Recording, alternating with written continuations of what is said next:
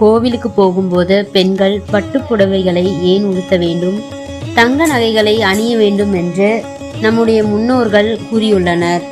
இதற்கான அறிவியல் பூர்வமான உண்மைகளை அறிந்து கொள்வோம்.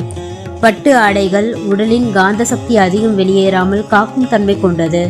பட்டு ஆடைகளையும் தங்க நகைகளையும் அணிந்து செல்வதன் மூலம் உடலில் நேர்மறை ஆற்றலும் காந்த சக்தியும் அதிகரிக்கும் என்பது நம்பிக்கையாகும். பட்டின் கூடுதல் சிறப்பு என்னவென்றால், ஆலயத்திற்கு அணிந்து செல்லும் போது அங்கு இருக்கும் இறை சக்தியை நம் உள்வாங்கி தருகிறதாம்.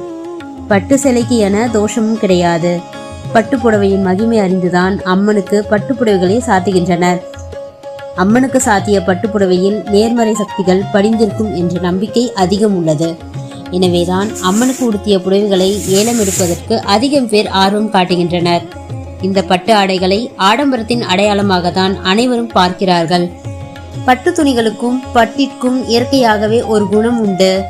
அதாவது பட்டிற்கு எளிதில் சில நல்ல வகையான கதிர்களை தக்க வைத்துக் கொள்ளும் சக்தியும், தீய கதிர்வீச்சுகள் போன்றவற்றை தடுத்து உடலிற்கு வலிமை அளிக்கும்.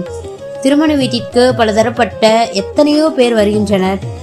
அதில் யார் எப்படி என்று தெரியாது.